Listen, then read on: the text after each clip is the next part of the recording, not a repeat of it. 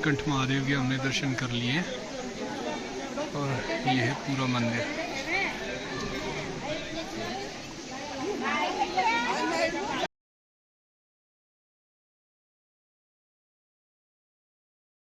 तो इस सुबह की सभी को जय श्री राम। और अभी हम निकल रहे हैं केदारनाथ, बद्रीनाथ और तुंगनाथ महादेव के लिए। वैसे तो तुंगनाथ के कपाट बंद हो चुके हैं, बट देखते हैं, दर्शन तो करके आएंगे। तो निकलते हैं अपनी जर्नी पे और दिखाते हैं आपको आगे के नज़ारे। तो जय श्री राम।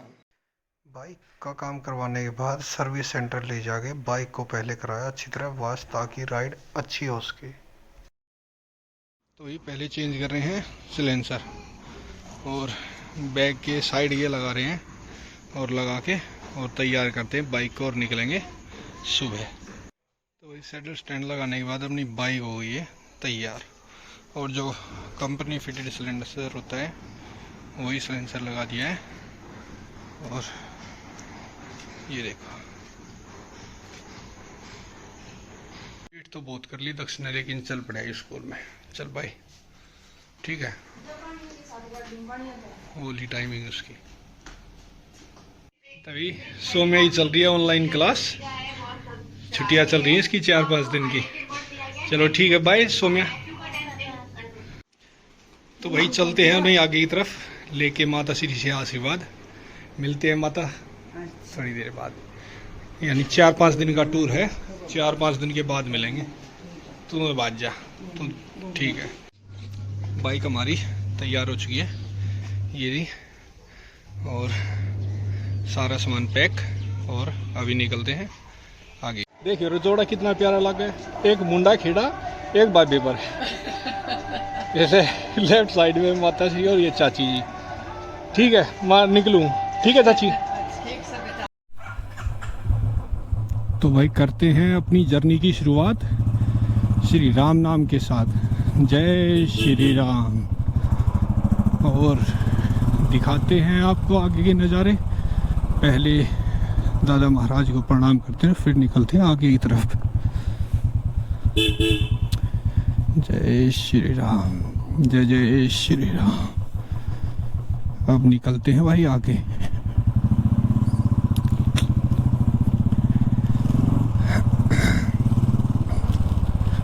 तो चलते हैं भाई, यहाँ से पहले निकलेंगे केएमपी की तरफ, और केएमपी से भालगढ़ उतर के, और फिर भालगढ़ से जाएंगे सीधे मेरठ की तरफ। और दिखाते हैं आपको आगे के रास्ते और कैसे क्या हमारी यात्रा संपूर्ण होती है, इस पूरे व्लॉग में दिखाएंगे आपको।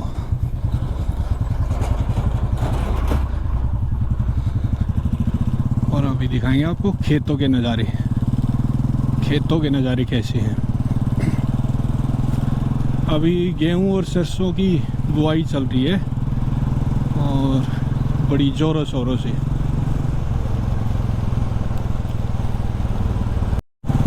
गांव में सरसों के खेत देखो कितने प्यारे लग रहे हैं। और कुछ दिन बाद यहीं पे इतनी ज़्यादा हरियाली हो जाएगी, बहुत ज़्यादा हरियाली, और मन भी लगेगा यहाँ पे रहने में।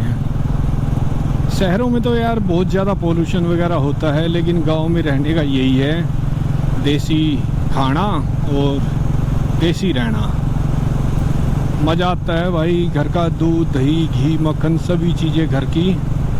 और उसके भाई ये मंदिर है श्री शनिदेव का और नवग्रहों का, और आज शनिवार का दिन भी है। जय हो श्री शनिदेव की जय हो, जय हो नवग्रहों की जय हो, जय हो श्रीपति रामचंद्र की जय हो, जय हो श्री बालाजी महाराज की जय हो। ए बाबा दया करना। अब की बार हमारी राइड होने वाली है सोलो। निशांत भाई को थोड़ा घर पे काम था, इसलिए वो अब की बार राइड पे नहीं आ पाए। तो अगली राइड होगी फिर उन्हीं के साथ। तो थोड़ा मन सा करड़ा करके, यानी टाइट करके, और निकल चुके हम अपनी सोलो जर्नी के लिए। तो अब हम उतर जाएंगे चंडीगढ़ हाईवे पे भालगढ़ की तरफ। और भालगढ़ से फिर आगे चल के और हमें निकलना है सीधा मेरठ और मुजफ्फरनगर वाले हाईवे पे। आगे चल के कहीं रुकेंगे और एक चाय पियेंगे। हमारे घर से तकरीबन ये पड़ता है अराउंड 70 किलोमीटर के आसपास, तो 1 घंटे में हमारे 70 किलोमीटर तो निकल चुके हैं। और बागपत के लिए आगे से नीचे से एग्जिट करना पड़ेगा फ्लाईओवर के यहाँ से, और फिर हमें होना है राइट, और राइट चल के फिर निकलेंगे सीधा आगे की तरफ और पहुँचेंगे पहले बागपत और उसके बाद मेरठ मुजफ्फरनगर। अभी पहले बुलो डार्लिंग को प्यास लगी है, पहले बुलो डार्लिंग को पिलाते हैं पानी, और पानी पिला के उसके बाद निकलते हैं आगे की तरफ। तो भाई बाइक में तेल आया है 551 रुपये का। मैंने 3-4 दिन पहले ही फिलिप कराया था ये, उसके बाद थोड़ी बहुत ये चली हुई है, तो 551 रुपये का आ गया। अब ये चलेगी ठीक 450 किलोमीटर। हरिद्वार तक के रोड इतने मस्त बने हुए हैं। अब ये जैसे ही हम भालगढ़ से मुड़े हैं तो 1 किलोमीटर के बाद ये फिर दोबारा से सीधा मेरठ हाईवे बनाया हुआ है, और बड़ा ही मस्त रोड है भाई। तो 26 किलोमीटर, बागपत है 12 किलोमीटर और मेरठ है 62 किलोमीटर। और इस हाईवे पे मैं अगर भालगढ़ से ना चढ़ के तो पीछे झज्जर से भी चढ़ सकता था। झज्जर से वो आता है सीधा सांपला और खरखोदा से, और फिर सीधा भालगढ़ होते हुए और बागपत, मेरठ, मुजफ्फरनगर और फिर रुड़की, हरिद्वार। बड़ौद से मुजफ्फरनगर रह गया 60 किलोमीटर, सहारनपुर है 125 और हरिद्वार है 145 किलोमीटर, यानी 145 किलोमीटर और है। और समय हो चुका है 11 बज गए हैं अभी, तो अराउंड 2 बजे के आसपास हम हरिद्वार पहुंच जाएंगे। क्यों, यहाँ पे बागपत, बड़ौद, मुजफ्फरनगर में तो जहाँ तक नज़रें उठा के देख रहे हैं ना, चारों तरफ गन्ना ही गन्ना है, चारों तरफ। बिल्कुल किसी तरफ भी आप नज़रें उठा के देख लो, चारों तरफ गन्ना। तो ये पहला स्टॉप हमने ले लिया अपना, और अभी चाय की चुस्की लेते हैं और साथ में लेते हैं नमकीन।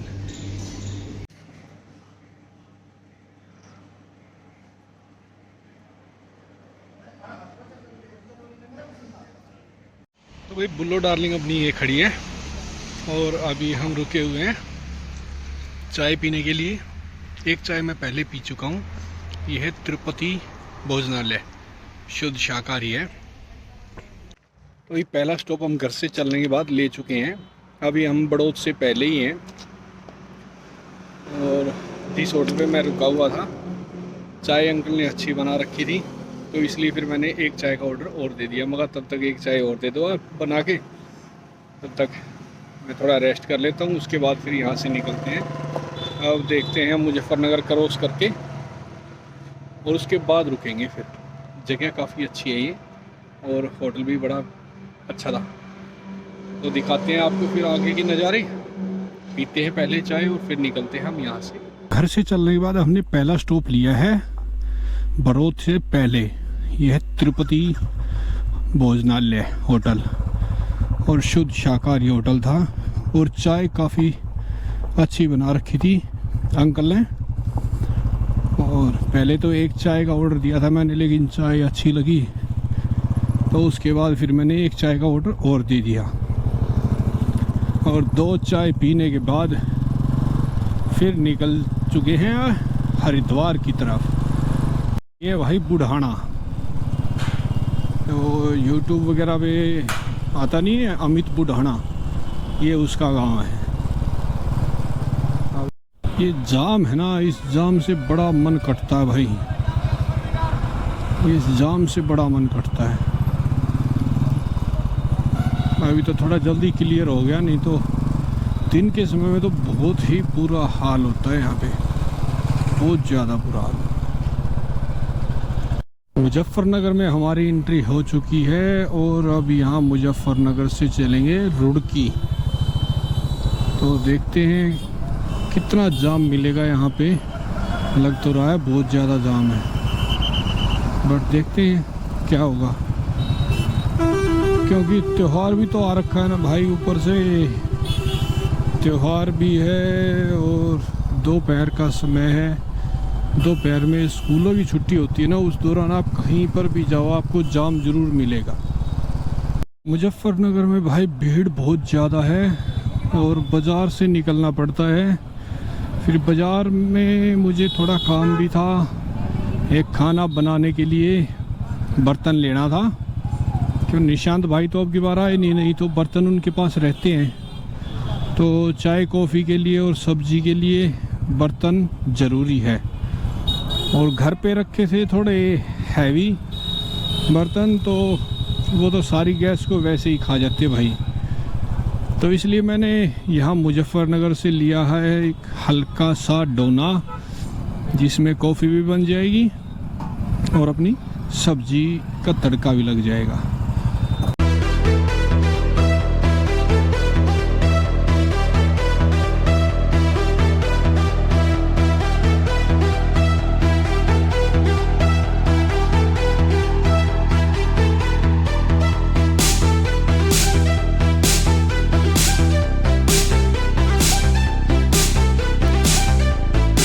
है 101 किलोमीटर, रुद्रप्रयाग 239, बद्रीनाथ 347 और मना गांव है 396 किलोमीटर। सोलो राइड भाई करते तो हैं, बट सोलो राइड में ना यार बंदा बोर हो जाता है। किससे बातें करे, क्या कर रहा है क्या नहीं करना है। सिर्फ सोलो राइड का यही पंगा है, दो बंदे हो तो अपने कहीं पे भी रोक के बातचीत कर ले। अब सिंगल बंदा किससे बात करे, अब राह चलते तो किसी से बातें नहीं कर सकता। ये भाई मेरे लेफ्ट साइड में है पतंजलि योगपीठ। तो अभी थोड़ी देर में हम पहुंच ही जाएंगे हरिद्वार और वहां से फिर आगे निकलेंगे ऋषिकेश की तरफ। ये है यूनिवर्सिटी ऑफ पतंजलि, ये पूरा एरिया पतंजलि के अंडर में है। तो ये हरिद्वार में हमारी एंट्री हो चुकी है और ये मेरे राइट साइड में है ओम घाट। ये देख लो ओम घाट। और हरिद्वार में हम पहुंच चुके हैं अब गंगा मैया द्वार। तो देखते हैं, यहीं से ही वापस टर्न करना पड़ेगा, इससे आगे रास्ता नहीं है।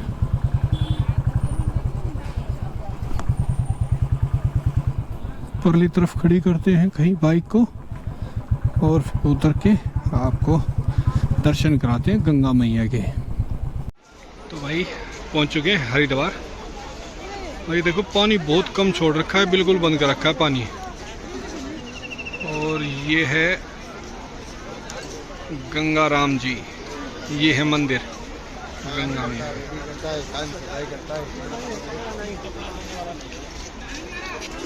ये है पूरा हरिद्वार का नज़ारा और पानी बहुत कम छोड़ रखा है भाई, बंद कर रखा है बिल्कुल पानी। तो भाई हरिद्वार हम लोग पहुंच चुके हैं और ये पीछे का नज़ारा है हरिद्वार का। ये देख लो, नहाएंगे नहीं यहाँ पे, नहाएंगे कल ऋषिकेश। आज तो नहा के निकले हुए हैं सुबह से और अभी यहाँ से निकलेंगे नीलकंठ के लिए। तो देखते हैं कितना टाइम लगेगा। यहाँ से थोड़ा आगे चल के कोई कट बता रहा था ये भाई के बीच से कोई कट है और वहाँ से निकल जाना, बहुत अच्छा रास्ता है और छोटा ही पड़ेगा। तो वहीं से निकलते हैं और कराते हैं आपको भी दर्शन श्री नीलकंठ महादेव के। हरिद्वार से निकलते हैं ऋषिकेश की तरफ। 5 बजे नीलकंठ महादेव मंदिर हो जाएगा क्लोज, तो उससे पहले पहुंचना पड़ेगा। तो जल्दी निकलते हैं और कराते हैं आपको भी दर्शन, अगर टाइम से पहुंचते हैं तो। जो हरिद्वार की शिव जी की तस्वीर है ये रही, और निकलते हैं आगे की तरफ। ये रास्ता जाता है भाई नीलकंठ महादेव के लिए, जो शिव की मूर्ति है जस्ट उससे पहले ही उसके सामने, और एक जाता है ऋषिकेश से होके। तो हम लोग निकल रहे हैं यहीं से और दिखाते हैं। अब घुस गए हम जंगल के अंदर, और ये रास्ता जंगल से होते हुए, और ये शॉर्ट पड़ेगा नीलकंठ के लिए। तो यहाँ ये देखो भाई डैम, पानी बिल्कुल मस्त है। और ये है बैक साइड का रास्ता ऋषिकेश का। सैटरडे संडे को बहुत ज़्यादा भीड़ होती है। तो जब हरिद्वार में चाय पी रहा था, वहाँ पे एक भैया कहने लगे, मतलब आप बैक साइड से निकल जाना विराज होते हुए, और वहाँ से आपको छोटा ही पड़ेगा और विदाउट जाम के आप निकल भी जाओगे। तो इसलिए भाई फिर मैं यहीं से ही आ गया। तो पहाड़ों में हमारी एंट्री यहाँ से अंदर आते ही हो चुकी है। पहाड़ हो चुके हैं स्टार्ट, और हल्की हल्की ठंड भी है यहाँ पे। नीचे रोड पे तो थोड़ी गर्मी थी, जैकेट में गर्मी लगने लग गई थी, बट अब ठीक है पहले से। तो ये पहाड़ जैसे ही दिखाई देते हैं ना, मन को एक शांति सी मिलती है कि हाँ फिर से आ गए पहाड़ों में। फर्स्ट टाइम किसी रास्ते पे आओ ना तो पूछते रहना पड़ता है कभी गलत दिशा में ना निकल जाएं। तो अब यहाँ से 7 किलोमीटर और आगे है विराज शहर है कोई, तो वहाँ से फिर राइट होना है हमें नीलकंठ के लिए। तो ये आ गया भाई वाटर क्रॉसिंग, और पंगे में पा आ जाएगा। करते हैं भाई धीरे धीरे क्रॉस, क्योंकि यहीं से जाना पड़ेगा आगे की तरफ। तो धीरे धीरे निकालते हैं। ये टूरिस्ट पैलेस की तरह बना रखा है कि हाँ यहाँ पे टूरिस्ट आए और ज़्यादा से ज़्यादा घूमें। पीछे दुकानें ही बना रखी हैं खाने पीने की। एक बैक साइड में था थोड़ा वाटर क्रॉसिंग, बट वो छोटा था, ये तो बहुत ज़्यादा बड़ा था। और यहाँ से जाना है हमें राइट नीलकंठ। 32 किलोमीटर है यहाँ से। ये भाई डैम यहाँ से पड़ता है नीलकंठ 32 किलोमीटर। वहाँ 32 लिखा हुआ था, यहाँ पे 33 लिखा हुआ है। कोई नहीं, लक्ष्मण झूला 12 किलोमीटर। भाई पुराने वाले मकान, यार ये लोग कैसे रहते हैं इनमें। यहाँ ना तो बिजली की सुविधा है ना और कुछ, बताओ। पहाड़ों में और बिल्कुल जंगल के बीच में बसे हुए हैं। अंगूर बंदर का बच्चा, छोटा सा बच्चा था बिल्कुल, कुछ ऐसा दिखाई देता है। लक्ष्मण झूला ये बिल्कुल सामने रहा। राफ्टिंग हो रही है भाई, देखो यार 3 बोट, और बहुत सारी आगे भी जा चुकी है। और अभी नीलकंठ मंदिर रह गया है तकरीबन 12-13 किलोमीटर तो रह ही गया है शायद। अब भाई हम पहुंचने वाले हैं महादेव के मंदिर के पास, और देखते हैं कहाँ तक जाने देंगे बाइक को। जहाँ पर बाइक नहीं जा पाएगी फिर अपनी बाइक को लगा देंगे वहीं पे ही नियर बाई, जहाँ पर भी हो सकता है। धीरे धीरे पहुँचते हैं और फिर लगा देंगे वहीं पे ही। जहाँ तक जा सकते हैं वहाँ तक तो जाएंगे भाई, देखते हैं।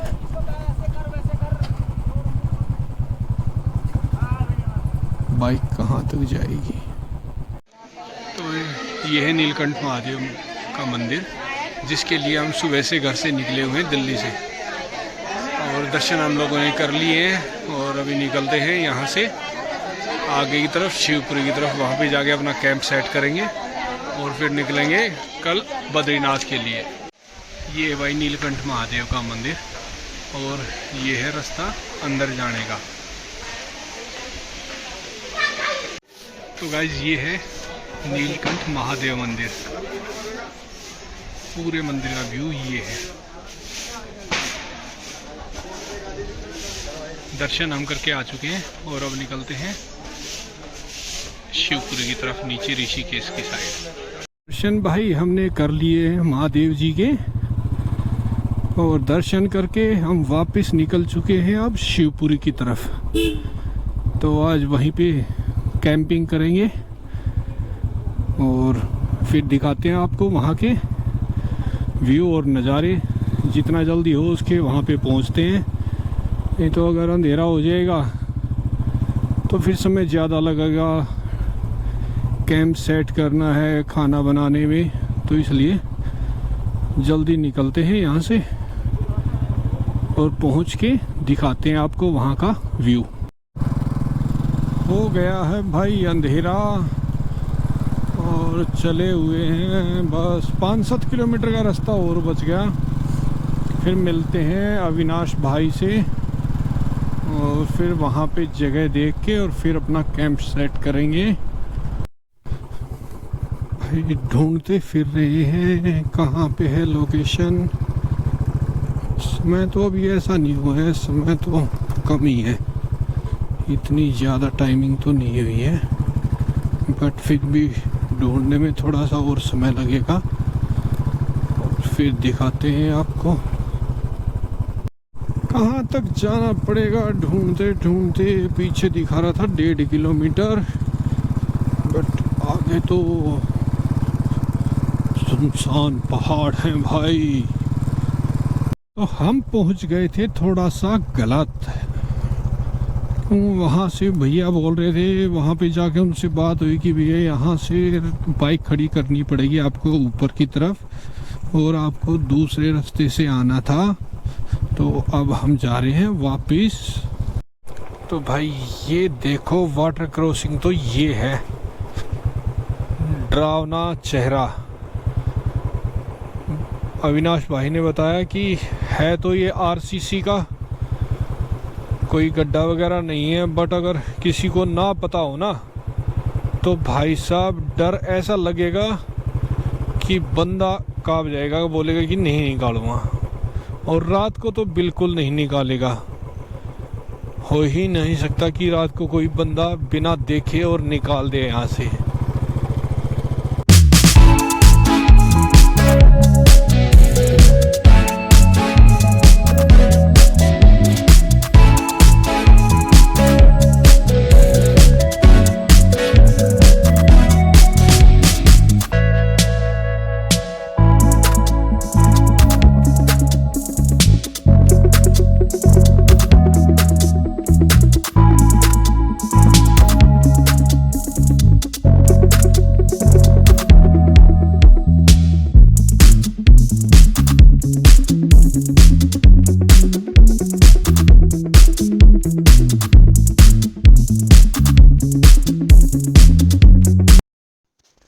तो खाना हमने अपना मंगवा लिया है, पराठे बचे हुए थे घर के, तो भैया से मैंने मटर पनीर की सब्ज़ी और दाल राइस और सलाद ले ली थी और अभी खाते हैं।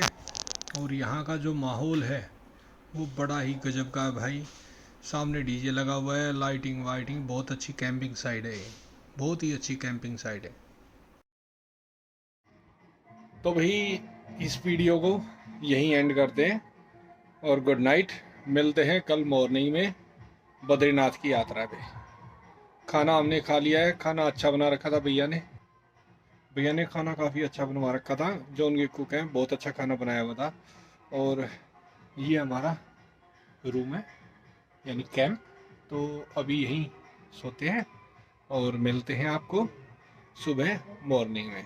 तो सभी को जय श्री राम और शुभ रात्रि।